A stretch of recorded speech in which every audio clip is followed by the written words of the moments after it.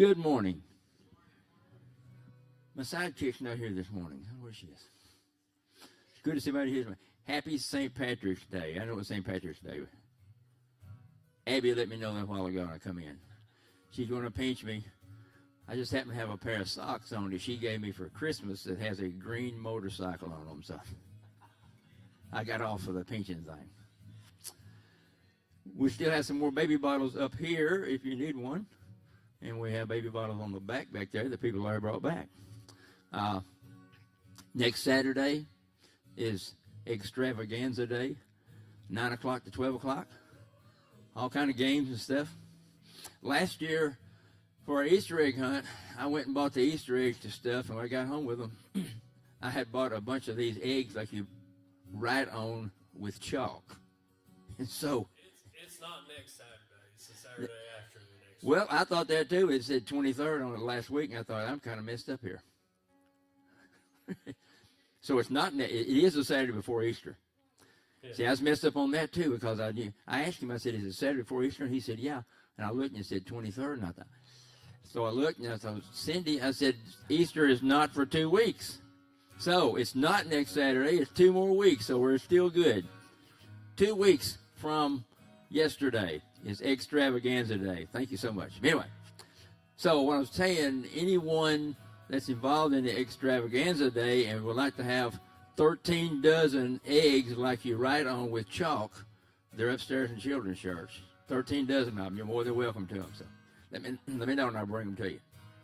This morning in Children's Church, we're going to be talking about a character in the Bible that most people look at him just real quick and say, the short man who climbed the tree to see Jesus. Zacchaeus sought to see who Jesus was. He went to the extra effort to climb a tree in order to see who Jesus was. When Jesus saw Zacchaeus, he called him by name. He knew who he was.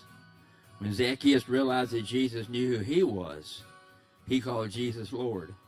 And one of the things he said to him was this, I'll give away half of my goods, and I'll give back 4 times as much as I've taken from anyone falsely. Do your math. Zacchaeus was not a crook. He could not have done that if he had taken him falsely. People thought he was. Zacchaeus was saved, and Jesus said after he said this, he said, today salvation has come to this man's house. Somebody told me a while ago that tomorrow's their birthday. She didn't want any big deal made over it, so we're not going to. Happy birthday, Miss Susan, tomorrow. Anyway, give Miss Susan a big hand. Happy birthday. Don't be eating too much cake and falling down and stuff like that. Miss Ann says, tell everybody hi. Brother Roy says, tell everybody hi all the way from Mexico. Ask you to stand. We're going to have prayer and get started. Thank you, Father, as always. We're thankful for this place that we have to come and to worship you. We thank you for each and every individual, each family that's here today. We ask you just bless them. Give each of us a safe trip home. We ask that you bless the service. Speak to Brother Jamie. Give him the words to speak. We ask, Lord, that you'd be glorified from it all and through it all. We pray, Father, there's someone here seeking you, seeking who you are, that they will recognize and come to you. We ask all these things in Jesus' name. Amen.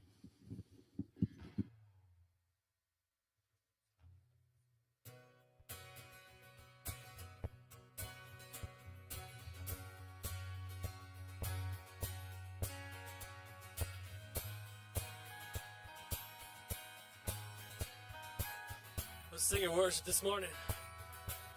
Into the cross I look, into the cross I cling, of its suffering I do dream, of its work I do sing, and on in my Savior, both bruised and crushed, show that God is love, and that God is just. At the cross you beckon me, draw me gently to my knees, and I am lost for words, so lost in love I am, sweetly broken, only surrounded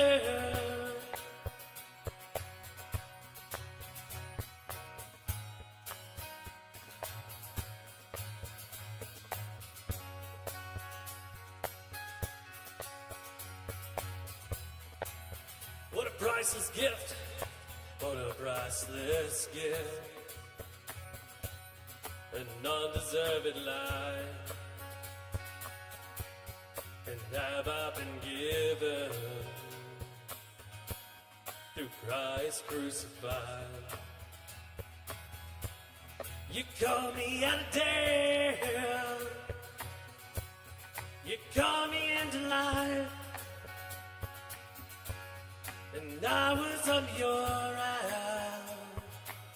Now through the cross I'm reconciled. At the cross you beckon me, draw me gently to my knees, and I am lost for words, so lost in love I am, sweetly broken, wholly surrendered.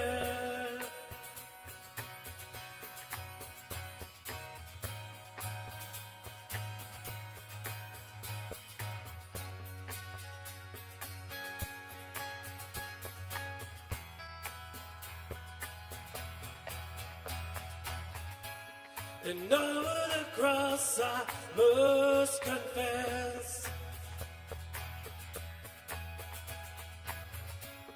how wondrous your redeeming love, and how great is your faithfulness.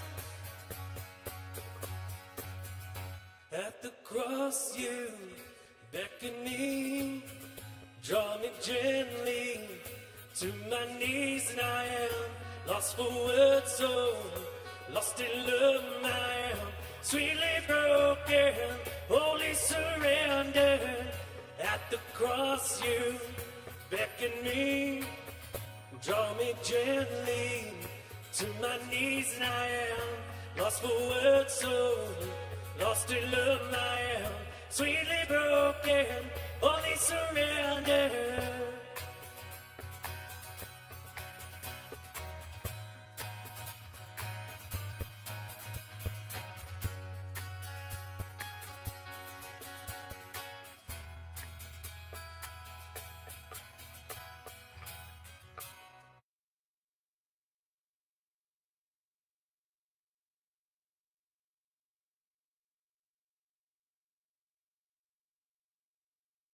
Lord, we are so glad that we got Bryant here helping us out this morning with a little bass playing. I didn't even know he could play the bass, and then he just showed up and started playing bass this morning, and so he is awesome for doing that. And we are so glad you're here to worship with us, and we're just going to lift up the name of the Lord this morning. With all that we have and with all that we are, we're just going to sing to him because he is worthy of our praise. So let's sing and worship together.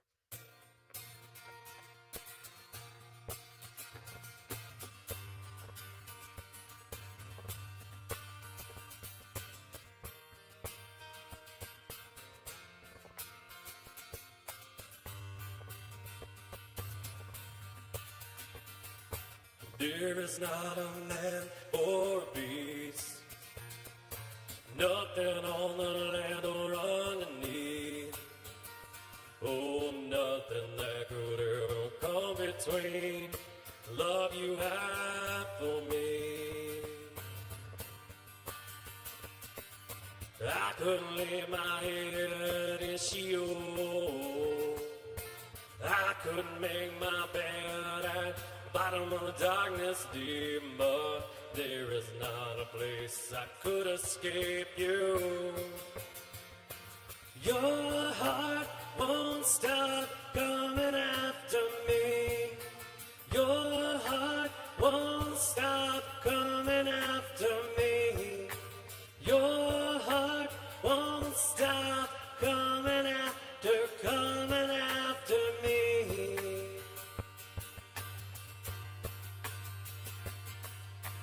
There is not an angel of the stars.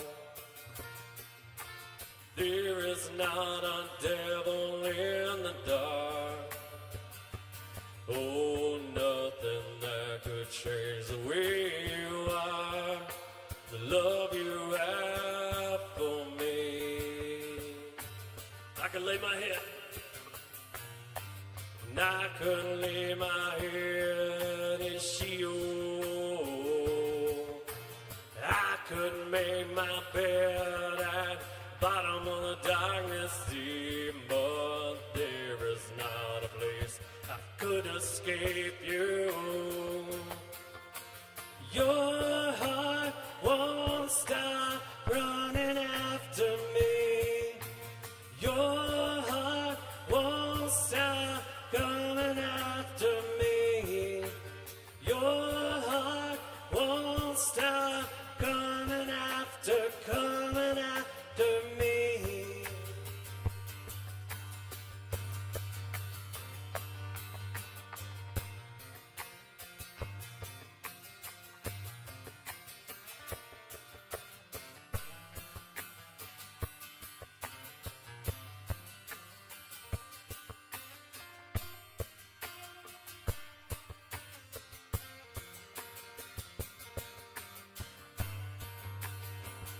I could lay my head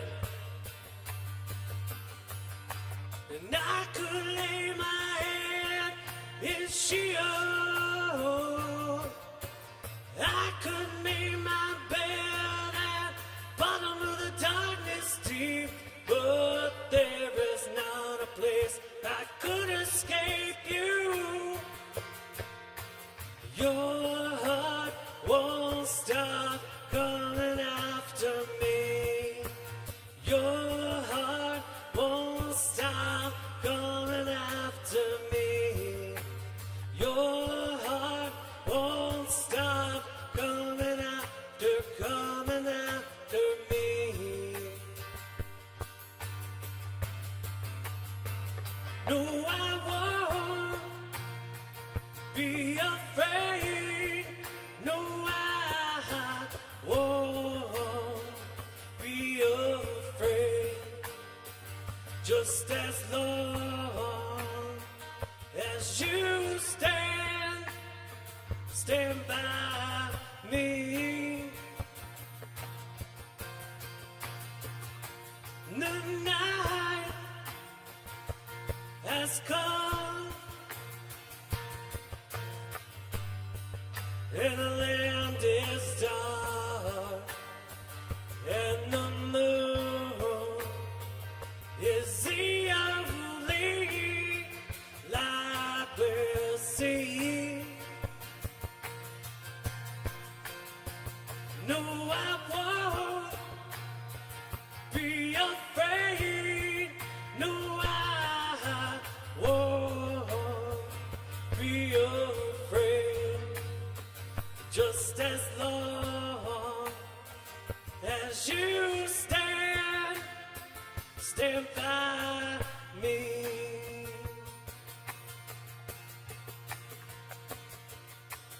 Your heart won't stop coming after me. Your heart won't stop coming after me. Your heart won't stop coming after me.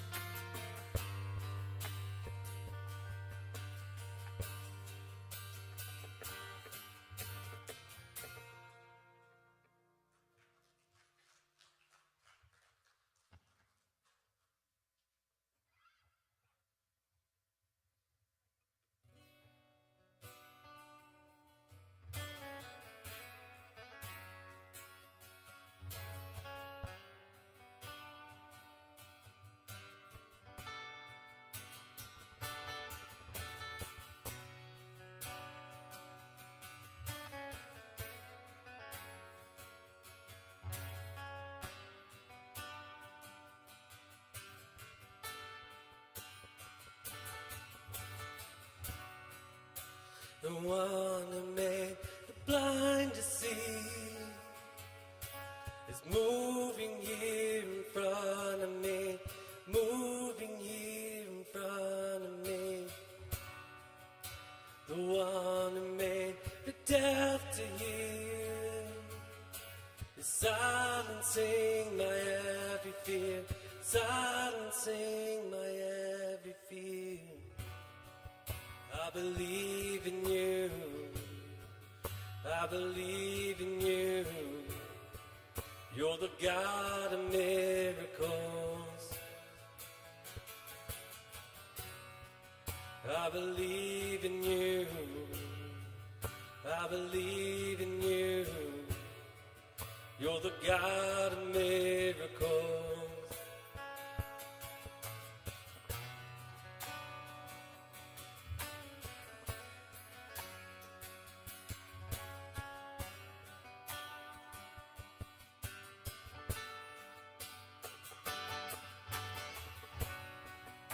The one who does possible is reaching out to make me whole, reaching out to make me whole. The one who put death in its place, his life is flowing through my veins, life is flowing through my veins. I believe in you, I believe in you. You're the God of miracles. I believe in you, I believe in you. You're the God of miracles. The God who was and is to come. The power of the risen one. The God who brings the dead to life. You're the God of miracles. You're the God of miracles. God who was and is to come. The power of the risen one. The God who brings the dead to life. You're the God of miracles. You're the God of miracles. I believe in you. I believe in you. You're the God of miracles.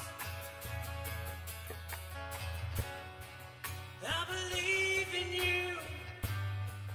I believe in you. You're the God of miracles. I believe in you. I believe in you. You're the God of miracles. I believe. I believe in you. I believe in you. You're the God of miracles.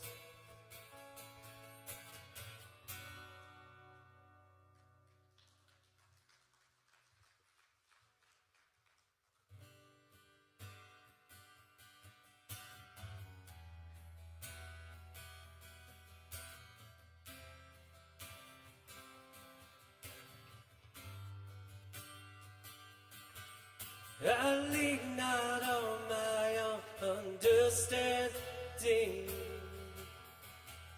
My life is in the hands of the maker of heaven. I lean not on my own understanding. My life is in the hands of the maker of heaven.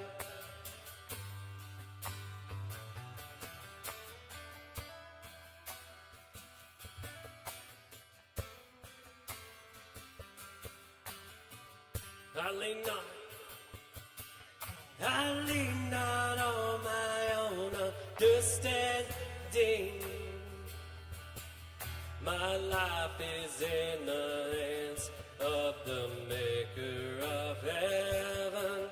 I lean not on my own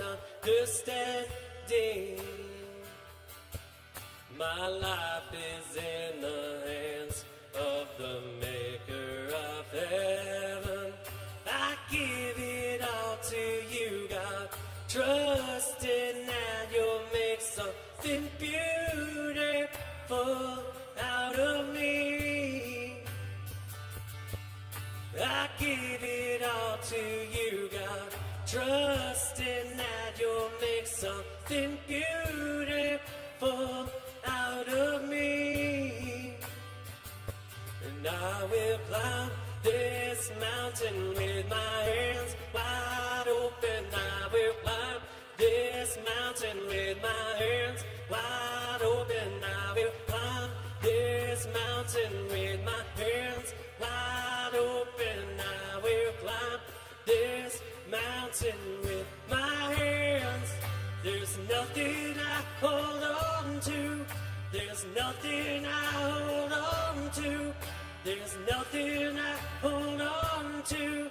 There's nothing I hold on to.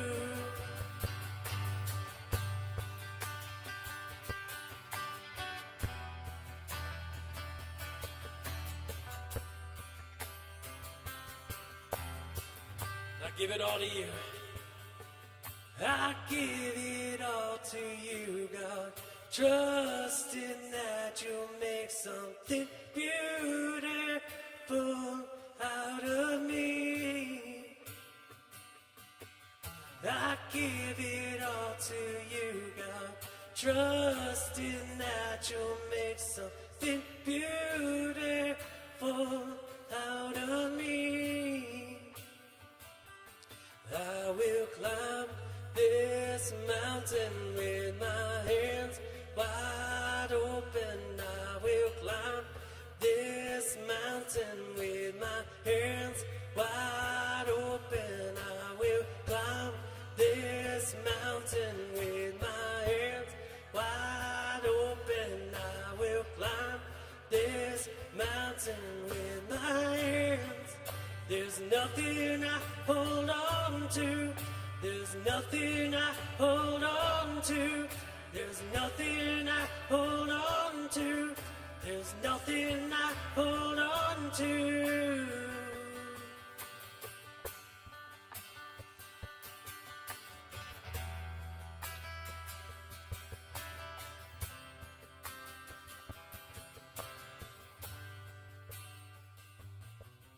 I lean not on my own understanding. My life is in the hands of the maker of heaven. I lean not on my own understanding. My life is in the hands of the maker of heaven.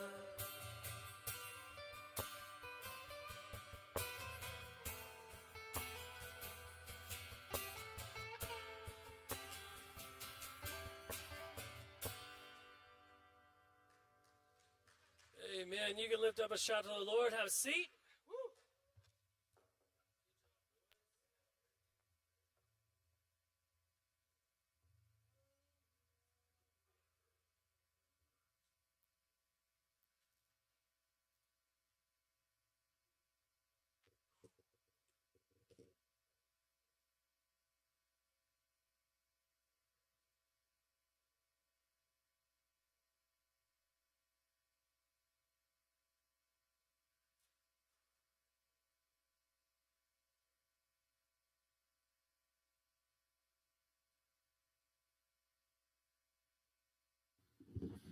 Great job, praise team. Thank you guys for being here this morning, doing so awesome. Welcome to St. Patrick's Day. Hope you wore green. I think this is green. I'm kind of colorblind. Somebody said, I said, where's your green? They were like, where's yours? I was like, I'm covered in it. And they were like, that's kind of blue. I was like, it looks really green to me, so I'm not sure what I'm wearing. I thought this was green. All right, so we're in trouble. I'm not getting pinched. I'm going to run and get a Shamrock Shake as soon as we get done with this, and that'll cover me for at least the rest of the day. I hope you're having a fantastic start to your week. This is the big week this week. We're getting ready for Easter. We'll be rolling in before we know it. And the Saturday before Easter, we will have the extravaganza. I don't know what the number is. It is just the Saturday before Easter. which is 2 Sundays away. I can't keep up with numbers. I'm bad at it. Okay, March the 30th. She's good at it. She knows numbers. I don't know if you've kind of figured this out, but I have in life. It is much easier to start something than it is to finish something. It is much easier to start a diet. I'm going to start one this week. Might as well. Wednesday, it's going down the tubes. I already know that. But on Monday, boy, I'm going to walk into work and I'm going to be like, we're going headstrong into this. I'm going to drop 40 pounds in 2 days. It's easy to start something, but it is very difficult to finish. Looking at me, you can't tell that I am a marathon runner. Probably because I've never done it. I went to a marathon one time. Me and Becky did. We dropped people off at the starting line. And while they ran 32 miles or however crazy long it is that they ran, we went and got a fancy breakfast in Nashville. We went to a Civil War reenactment, met Abraham Lincoln. Not the real Abraham Lincoln, but he looked a lot like him. And then we made it back to the finish line. And the crazy thing is when they started running, there was like thousands of runners. But when it came to the end, it was very scarce. A lot of people dropped out. They ran too hard at the beginning or in the middle, and they didn't pace themselves. And they figured out that, man, it is a lot easier to start stuff than it is to finish it. And that goes with ministry. It goes with marriages. It goes with jobs. It goes with colleges. It goes with a lot of things in our life. And what happens is oftentimes you and I get discouraged. I get discouraged, you get discouraged, and what do? We just throw up our hands and we go, you know what? I'm done with this. I'm quitting. And the title of today's message is just this: don't quit. We have to have this mindset in our hearts and in our lives that just says, you know what? I'm not going to quit. I'm going to keep on pushing forward. I'm going to keep on keeping on, and I'm not going to give up, even when discouragement that happens every single day when we pick up our head off the pillow. Discouragement tries to find its way into our lives. And so today we want to talk about how do we battle against discouragement, because I have it and you have it, and even the people in the Bible had discouraging times. This morning we're going to be in the book of Nehemiah. That is in the Old Testament. It is a short book, but it is an awesome book. And so if you want to turn there, we're going to be in chapter 4. We're going to look at some short verses, and we're going to talk about how Nehemiah turned around a whole building project, how he was able to build the wall back around Jerusalem to protect the people, to give them a sense of pride, and to just let them know that they were safe. When the Babylonians came and they took Daniel and his 3 friends 70 years before Nehemiah started this building project and before this book was written, they came in, they tore down the walls, and they destroyed the city, and they took all these good men and strong boys and people, and they took them out of Babylon. And what they left was people who were not so great, that wouldn't be looked at as the best of the best. And when this happened, the people were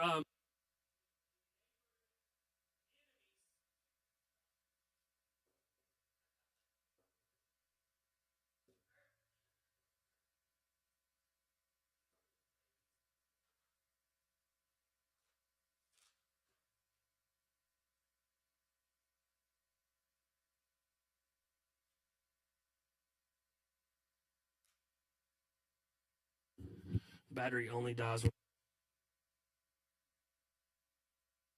I blame Brooks. Every time the Brooks comes, the batteries on my microphone dies, I think.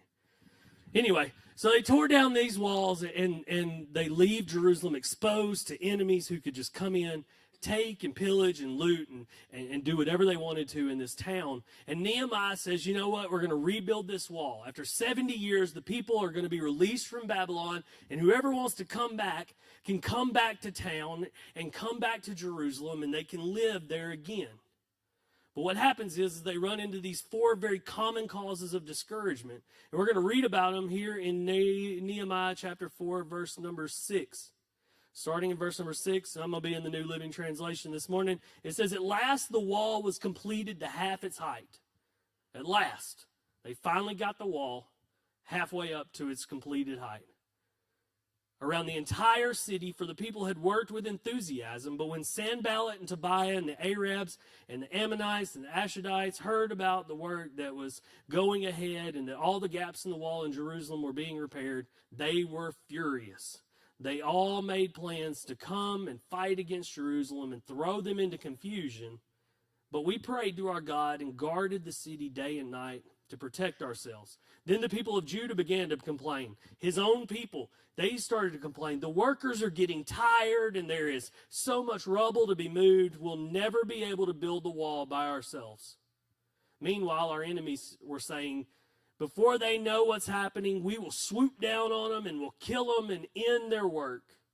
And the Jews who lived nearby heard who lived near the enemy came and told us again and again, 10 times over, they would come to him and tell him, they will come from all directions and they will attack us. The wall's halfway built and now trouble starts to happen. We're going to look at these 4 causes of discouragement, but I want to tell you when this discouragement happens the most for me and probably for you is not at the beginning. It's not at the end. It's when we get kind of in the middle of the project that discouragement happens. The people were enthusiastic at the building of the wall, and in the beginning they were ready and gung-ho. Boy, nothing can stop us. We'll charge the gates of hell with a water pistol. It doesn't matter. We're going forward. But when the wall got about halfway done, trouble started to set in. And this happens for me and for you. We get halfway through something, and then we start to question, what have I gotten myself into? I mean, I questioned that half a year into pastoring here. Not because of you guys, but because we hit a pandemic. And I started to think, Lord, I can't even get a year? What did I get into? I mean, you've probably asked that question when you got halfway through a ministry. And you started to go, Lord, what have you gotten me into? Halfway through a ministry, or you're halfway through college, or halfway through a trip. You get halfway through your marriage, halfway through your life. And you start to say, God, what have I gotten into? This is why people have midlife crises. They want to overcompensate because they start to ask the question, what has happened? Why am I here? And oftentimes when we get halfway, we get discouraged. If you were to take a boat from Miami to the Bahamas, I think it's about an 80-mile trip. We'll just make that up. I'm making that up in my head. It's 80 miles, all right? Somebody's going to be like, no, it's 100 and whatever. Anyway, it's a long way in a rowboat. And you take off from Miami in a rowboat and you start rowing and you're like, boys, you don't know this, but I'm going to have me a coconut drink in my hand as soon as I get to the Bahamas. And it's going to be amazing. The sand is great. There's nobody on the beach with me. It's going to be so awesome. And you start rowing and you leave Miami and you are stoked. But when you get out there in the middle of that ocean, you can't see land on either side. You're about halfway. You're going to get discouraged. It's in the middle that discouragement hits. When you get close to the shore and you see the coconut trees, you're going to get excited again. But in the middle, discouragement hits, and oftentimes we see it in 4 very prominent ways. And we see it throughout this story, how these things happen when people get discouraged. The first one is this. Discouragement happens when things take longer than I expect. When things take longer than I expect, I get discouraged, and I often get fatigued. I get tired. When it takes longer than I expect, it means I'm working longer than I was planning, and what happens is I get worn out. I get tired. And this is no different for the children of Israel, for the Jews. They're building this wall, and I think it's starting to take longer than they expected. Things were piling up around them, and they were starting to get tired. Fatigue brings on discouragement. And that's why it's important for me and for you to have our times of rest. Becky was trying to get Lucy to do something on Saturday a couple of weeks ago, and Lucy said, Mom, this is my day of rest. And Becky said, no, your day of rest is on Sunday. And Lucy said, no, we got a lot to do. We got to go to Sunday school. We got to go to church. We're going to go eat. No, my day of rest is on Saturday. She done found herself a Sunday job, it sounds like. I hope she gets a Sunday paycheck. And so it's important for us to know that just like Lucy, we need our times where we shut it down, turn it off, and we rest. Because when you and I get tired, what happens is we get discouraged. Oftentimes we get discouraged when we get tired. We want to give up, and we also get short-tempered when we're tired. We get snippy, and we don't handle things well. We start to fly off the handle. And so it's so important for us to get our rest, because when we get fatigued, when things go longer than we expect, we'll get discouraged. Second thing is this. When something is more complicated than you expect, you'll get discouraged. You'll get, this is the F word, frustrated. First F word, fatigued. Second F word, frustrated. When things are more complicated than we expect, we'll get discouraged.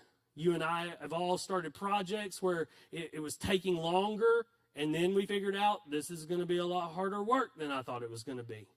We never like to get the box in the mail and look at it and go, man, that box is a lot bigger than I thought it was going to be. And then we open it up and we go, man, those parts are a lot smaller than they were supposed to be.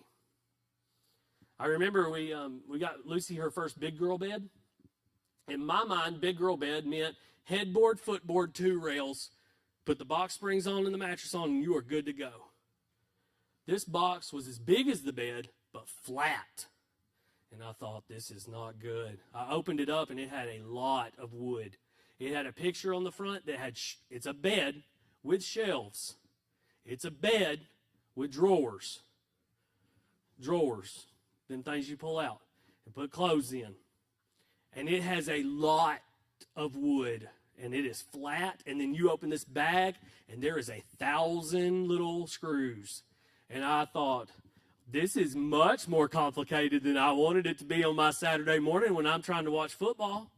And what happens when things get complicated, more complicated than we expect? We get discouraged. I started thinking, Lord, Lucy's never going to sleep in a big girl bed. I'll give her my bed, and I will just sleep on top of this cardboard box in her bedroom. I was so discouraged. I was never going to get it done.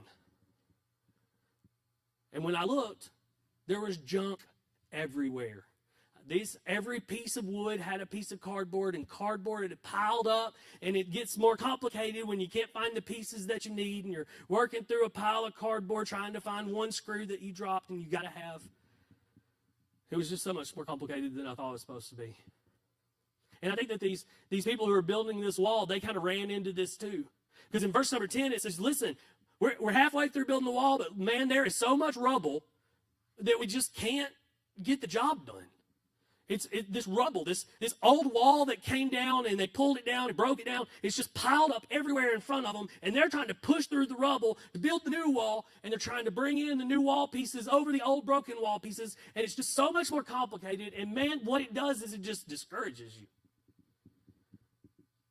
And for me and for you, we have rubble, not cardboard rubble, but we have rubble in our lives. We have spiritual rubble. We have emotional rubble. Some of us have some physical rubble, some things that are not sinful, but listen, it's holding us back and it's hindering us. This is what rubble is. It's something that you trip over in your own life. And I can give you some rules to rubble, some rubble rules if you need them. Let me give you quick 4 rubble rules. Number 1, we all have rubble. If you think you ain't got rubble, then you just haven't been looking around. The poor softball girls came to our house and they saw the rubble. Me and Tommy just sat in the middle of the living room. There is rubble all in my house. There's toys and junk, and then when you look at my life, not when I wear my cool green shirt, but you look into my real life, you see I have rubble in my life, hurts and hang-ups and habits and things I've messed up. The first rule is we all have rubble. The second one is we have to take out the trash. We have to deal with this rubble. We got to take it out. We got to deal with it, and it first usually starts with confession to God and then maybe confession to someone we trust. But we have to take care of the rubble that we have. The third one is this: if you don't deal with it, then it'll take over. I don't know what it is about trash at my house, but it seems like it multiplies. There's 2 things in my house that multiplies: trash and dirty dishes. Now, I'm the guy that likes to put the dishes when they're dirty in the sink. Then when you get enough dirty dishes in the sink, you put them in the dishwasher. My wife, on the other hand, is the exact opposite. When something is dirty, she wants to put it straight into the dishwasher. Now, the problem is when I put it in the sink, somehow And I'm the only one putting stuff in the sink because she's putting it straight into the dishwasher. Somehow 1 cup turns into 3. I don't know how they're doing it. I don't know if there's like a little dirty dish delivery room and they're all just going in there. There's baby cups are born and they're like, oh, let's get in this sink. It's good. But trash and dirty dishes seem to, at my house, just multiply like rabbits. I mean, we open a bag of chips and throw away a bag of chips into an empty trash can. I'll come back an hour later and there is 10 empty bags of chips. I don't know what's going on. It's like a weird magic trick for garbage companies. But trash at my house multiplies. And if we don't deal with the rubble and the trash in our lives, weirdly, it multiplies. You go from a hang-up or a bad habit or something, one little thing, you don't deal with it, and what happens? It just starts multiplying. It gets bigger and bigger and bigger. And if you don't deal with it, it'll take over. Here's rule number 4, and this is the rule that many of us need to realize, but we don't, is this. You may not recognize your rubble and your trash, but the people around you do. You may have gotten so used to the trash and the rubble in your life that you're just like, oh, this is no big deal. But the other people, the people who love you, the people who are around you, they can see it. They know it. One of the scariest and most grossed out shows that are on TV is called Hoarders. These people live in filth and garbage. They're hoarding. It is a condition that they have. It's terrible. And I've been in hoarders' homes before. Recently, I have been in hoarder homes.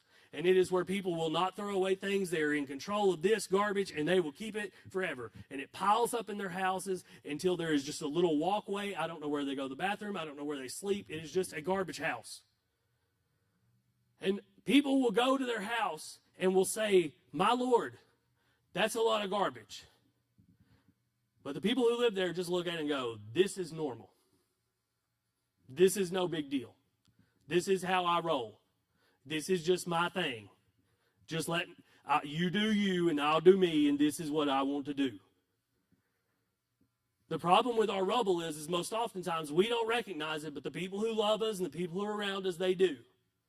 And so what we have to do is when we trust them and love them, and they trust us and love us, we have to listen to them when they say, hey, boy, you need a dumpster.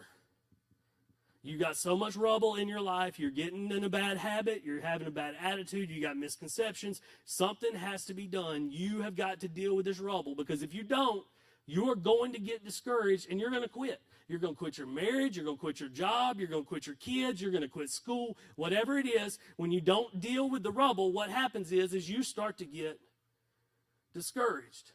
When you don't deal with your rubble, you're going to get frustrated. You're going to get discouraged. You're going to quit. Because rubble makes things a lot more difficult. A lot more complicated than we expected. Third one. What happens when I get discouraged? I start to doubt my own ability. I start to doubt my own ability. The Jews are out there and they are building this wall around Jerusalem, and they have got it halfway built, and then they stop. They look at Nehemiah and all the people in charge, and what do they say, Miss Susan? We can't do this. We can't build this wall. If I was Nehemiah, I'd look and go, you build half of it. What are you talking about? You build half the wall. Why can't you build the wall?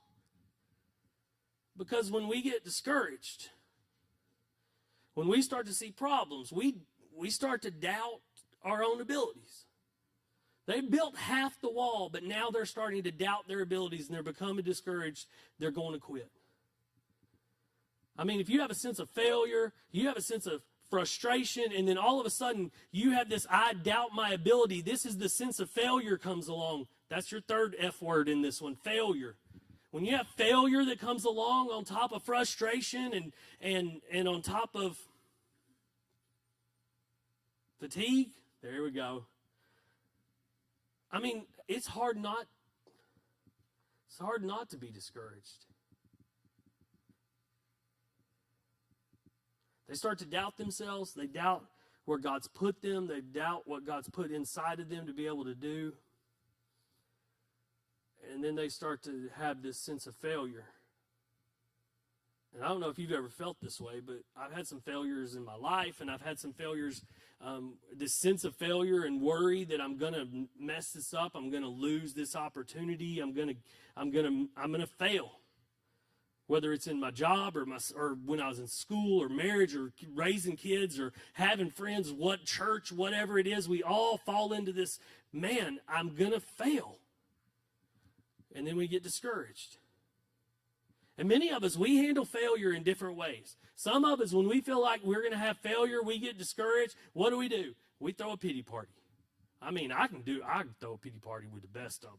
And boy, I have passed it along to my daughter yesterday. Becky got on to her for something. I went in her bedroom. I couldn't find her. I thought the rapture happened. I was left behind. Lucy's the only one in the house that's gone. And then I hear her in the closet. I open the door to the closet. She is sitting on a stool in her closet. It's a tiny closet. She's sitting on her stool in there, and she goes, "Just leave me alone." I was like, "Well, I'm trying to help you." "Not right now. I just need to be left alone. Close the door." In the dark, crying, pity party. A+. If I had a pity party sticker, she'd have got it. And oftentimes when we have a sense of failure, when we have discouragement, we throw a pity party. We just say, you know what? Nobody loves me. Everybody hates me. I'm going to eat worms. Some of us, we want to fight. I will fight you. Oh, boy, I'm not going to fail. I'm going to fight. I'm going to beat up everybody. I'm going to tell them this is what's wrong with you. Some of us, we just say, you know what? I quit. I'll never try again. That's it. I'll never do it again. I'll never even give it a chance to succeed.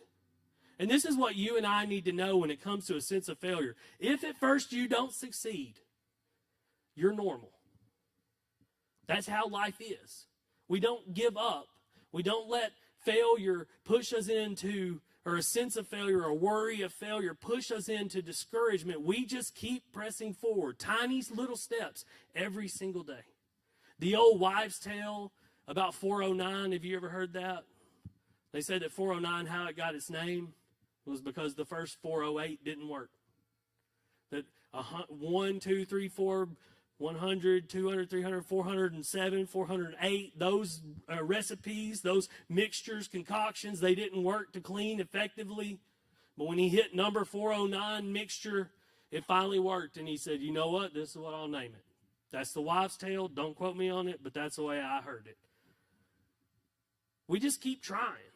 Failure is something that we all going to run into. And when it happens, we don't get discouraged by it. We just keep pushing forward little steps every day.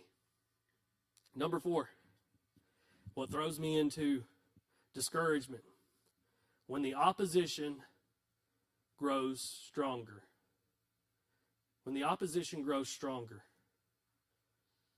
this F word for you and me will be fear. Because when you and I grow stronger, when we get our lives correctly on the path that God put us on, when you and I start thinking the way we should think and doing the things that we should do and living the way we should live and loving others as Jesus taught us to love, and we're being his hands and feet, you know what happens? Everything falls apart. The devil just gets on a tirade when you and I do the things we're supposed to do. And I can tell you, if you start a church, 100 little churches around will start to hate you. If you start a business in Paris and it's a coffee shop, guess what? The coffee shops will hate you. They don't want competition, and they don't want other people to do good. It's going to be all about them. And the same thing goes in our own life. And what happens when we start to do things positively and going in the right direction? Opposition is going to grow stronger. When opposition grows stronger, we become fearful. When you got fatigue and frustration and failure and now fear, boy, you got a discouragement soup. It's a scary time. And the Jews, they're building this wall and they're working so hard. And the Bible says that the workers are getting tired. There's so much rubble to be moved. We'll never be able to build the wall. In verse number 11, meanwhile, our enemies are saying this. We're working hard with our fingers to the bone. And now our competition, our enemies are saying this. Before they know what's happening, before they got a clue. We'll just swoop down on them, kill them, and end their work. Hey, I know you're doing the best you can do. I know you're working your fingers to the bone. I know you're fighting against discouragement. But listen, before you even have a chance to figure this out, we're going to swoop in. We're going to kill you. The work will be done. And that seems like a pretty bad option for them. I mean, I'd much rather be frustrated or fatigued than fearful that I'm going to be dead. And they get discouraged by this. They want to stop. I mean, I would want to stop. If somebody says, hey, if you keep building that blue house on the hill, we're going to kill you. I go, well, I'm going to go back to Paris. It's easy to get discouraged when you have fear. And look at, in verse number 12, it tells us, who are the people that were the most fearful? Who are the people that it contracted at first? The Jews who lived near the enemy came and told us again and again, they're going to come from all directions and attack us. The people who were most fearful, the people who were the first to catch the fear bug, was the people who were closest to the enemy. And boy, you can learn a big lesson from that. Because if you stay close to garbage, and you stay close to garbage too long, guess what will happen to you? You'll stink. If you stay too close to enemies, you stay too close to negativity, you stay too close to filth, what's going to happen to you is it's going to rub off on you, and you are going to start becoming more negative. You're going to become cynical. You're going to become hateful. You're going to become what you are closest to. And what happened to those Jews who were closest to the enemies? They became fearful because they heard what was being said. And they got discouraged, and then that just spread like wildfire between person to person and camp to camp.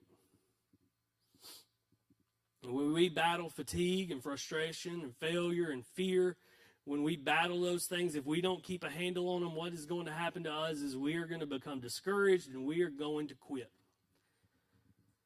What I love about Nehemiah is he taught us 3 quick things to battle against these 4 F words. He gave us 3 things that we could do to battle against the fatigue and the frustration and the whatever it was in the fear. What was it? What was the 3rd F? Failure. Good. Somebody is paying attention and taking notes. If I had a sticker, you would get that one. Fatigue, frustration, failure, fear. All right, so let me give you the 3 things. This is how we battle against it. This is how we get away from discouragement. The first thing is this. We reorganize what is not working. We reorganize what is not working. If you want to battle against discouragement, if you want to battle against quitting, what you do is you reorganize the things that are not working. It may be something in your job or your business or your school or your family. It may be something in your own life. You reorganize the things that aren't working. It may not be that what you're doing is wrong. It may be you're just doing it in the wrong way. Does that make sense? Alabama football, what did they do for 50 years? Quarterback took the ball, handed it off. They run it up the middle. They score a touchdown. They won national championships. Things started to change. Alabama quit winning national championships. Praise the Lord, Georgia Bulldogs said. But then what did Alabama do? They figured out that that guy that hands the ball off could also throw the ball 40 yards, and they could score touchdowns that way. And so they did not change the goal of winning championships. They just reorganized the way things were done that wasn't working, and they started to win. You and I have to do this same thing in our lives, in our jobs, in our schools. We look at the things that are not working, we reorganize it, and we keep going. That means if you're in debt, you reorganize a new budget so that you can get out of debt. If you're out of shape, you reorganize a new lifestyle, workout plan, way to eat. You can join me on my diet for the next 2 days. If you're busy, you reorganize your schedule. It doesn't mean that you just stop, you don't do work or school or parent. It means you reorganize what you're doing because it's not working. Nehemiah put them together by families. Nehemiah said, listen, what we're doing isn't working because everybody's worried. So half of you guys who are working on the wall, stop. Pick up your sword and your bow and arrow and your shield, and you other half pick up your working tools. And so the ones who have the swords, you watch while these guys work. And then we'll blow the whistle, and you will swap, and you will watch while these other guys work. He said, listen, what we're doing right now is the goal. We want to get the wall built, but it's not working the way we're doing it, so we're going to reorganize a different way. And so half of them worked and half of them watched. And the wall started to grow and build. If we're going to fight discouragement, sometimes we're going to have to reorganize what isn't working. Second thing is this: they refocused on God. We have got to refocus on God. Nehemiah looked over the situation. He called everyone together. He told them, listen, we can do this, but we have to remember the Lord. So often, me and you, we forget the Lord in the things that we're going through. God has brought me through so many terrible things, and he's brought me out of dumb things that I've done. And he gets me to a good spot, and then I start to find trouble, and I throw up my hands. I go, Lord, where are you at? How did I get here? How could I be so stupid? Where have you been? We forget that God has brought us out of bad places, and he's still with us in the hard times, and he's still going to be with us in the future. And so when we start to feel discouragement, want to quit, we have got to refocus on God. We don't forget what he's done for us. We don't forget that he's with us, and we don't forget that he has the power to affect our future in a good way. We reorganize what isn't working. We refocus on God. Last one is this. Come on, Jagger. We resist. We resist the discouragement. We have to fight it. You and I have to make the choice every day that we get up. We have to just say, you know what? I am not today, Satan. Not today, discouragement. Discouragement, I see you. I know you're around. I know you're trying to get me. But listen, I'm going to keep fighting it. Nehemiah tells them in verse 14, he says, listen, you have got to fight for your sons. You have got to fight for your daughters. You have got to fight discouragement, not give up, keep on building, finish this wall. But you and I have to make the decision. We can get up every day and we can just let it run us over. We can get up every day and just say, you know what? I'm just not going to try. I'm going to quit. Every day we have to get up and say, you know what? I'm going to resist. I'm going to fight it. I'm not going to let it win. We reorganize what isn't working. We refocus on God, and we resist discouragement. And when you and I have fatigue and frustration and failure and fear, when it sneaks into our lives, we reorganize, refocus, and resist. We get rid of all the F words, and we let God reorganizes and refocuses and help us to resist. And for some of you today, you're in just discouragement city. For some of you today, you're fighting through discouragement, and it's like I wouldn't even understand how bad it is. You're stuck. You're tired, you're frustrated, you've had this sense of failure because you're so scared that it's going to happen, that it's just going to eat you alive. And I'm telling you, you've done so much. You're halfway. You've been building the wall, but now you've hit that halfway point, and now you're getting discouraged. And I'm telling you, reorganize, refocus on God. Get some people around you who can encourage you, and resist the discouragement to stop.